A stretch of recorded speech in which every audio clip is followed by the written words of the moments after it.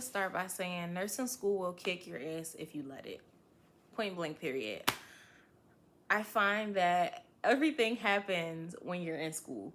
Like, everything could be going right. As soon as you start school, life decides to fall apart. Welcome back, everybody. So good to see you. And I just wanted to come and give a quick update on how things are going in my LPN to RN program. So the program I'm in, once again, is a 15-month program. It's accelerated, and it's LPN to RN. So they basically take into the account that you're already an LPN and you kind of bridge over. And there are 5 terms in total, each 12 weeks. Currently, I am in term 3 out of 5, and I am taking med surg and geriatric nursing. And let me just say, whatever you think you know as a nurse, whatever you think you know as an LPN is completely different from RN. That's not to say you don't know anything, you don't know what you're talking about. RN is so much more in depth and has so much more science behind it. And it can kind of be hard to grasp if you've already been working as an LPN. So that's kind of where I'm struggling right now. If in nursing school, I would love to hear about you guys' journey. But if you're not in nursing school yet, some of the tips that I could provide is before starting a program, find out if you want to be full-time or part-time. Because for me, full-time was always what I wanted to do, and part-time was never an option because I'm the type of person that is very goal-oriented. And once I set a goal, I tend to stick to it. No, that's not to say that I don't have any downfalls or shortcomings, but that is to say that I try my best to adhere to what I agreed to. So I knew going into it, I go to school Monday through Friday for 8 hours a day. And on top of that, we have homework assignments, we have readings, and I still work full time. So I work, before I was working 57 hours a week and then 40 hours, and it will rotate. But now I'm working 36 hours, which is still a significant amount if you plan to read and you plan to do these assignments.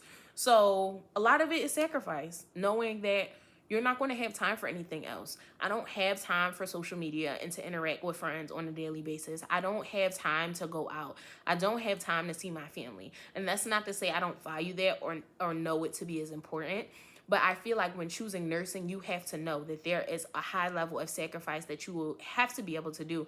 And everybody's sacrifice doesn't look the same. So knowing what you would have to sacrifice and the work that you're willing to put in and the amount of time, whether you want to go full-time or part-time, is something you should definitely decide before signing up for school. But also knowing that if you start off part-time, you can always switch to full-time with some schools. Or if you start off full-time, you can always switch to part-time, and knowing that you're not locked in that decision forever. As far as the classes, medical surgical nursing, I actually worked on the med surg floor for 5 years before becoming an LPN. So a lot of the stuff is repeated information, but it's different in my mind now because I'm a nurse and I use these skills differently. Like when I was a PCT is what they call it, or a tech, you use that information very differently than you do when you're, an RN. So right now I'm working on transitioning my thinking to LPN to RN thinking. LPNs, traditionally work under a RN or work side by side with LPNs. But now that I'm transitioning, I have to turn my brain to think that way.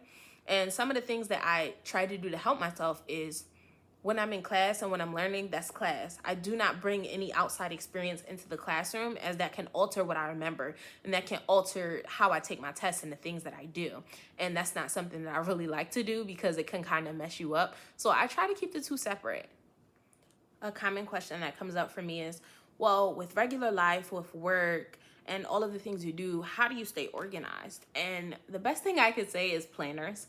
I used to be someone that put everything in my phone, but that didn't work for me when it got to a certain point because there's so much information. And I have things in my phone as well, but for me, I have to see it on paper. So for me, this is my financial planner. And I showed this before in a previous video, but this is basically like all of my monthly expenses are written down, my monthly budget.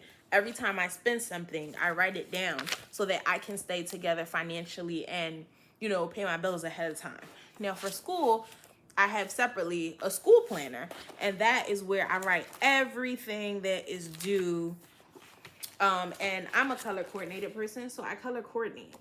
And then as far as when I finish something, I cross it off just to let me know that I'm making adequate progress. So I check in with myself And then as far as all the papers they give me, because I'm very much an iPad person, but I had to realize all of my professors don't like the technology. So I had to get an accordion folder, and everything they give me, I labeled it and I organized it. I think the biggest part of nursing school is being able to stay organized and being able to be calm when so much information is being thrown at you.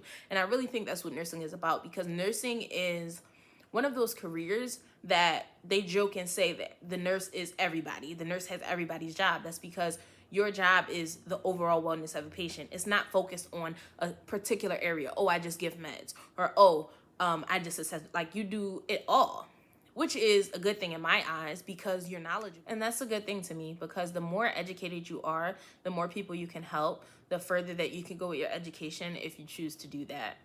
Right now, I will say that everything that could have happened is happening to me right now, as far as life. And I made a sacrifice, and I told myself from the beginning when starting nursing school that I would not let anything at all, stop me from being in a program. And that's not to say that if you needed to stop school for some reason, that's frowned upon. Everybody has their own experiences, and I'm just sharing mine.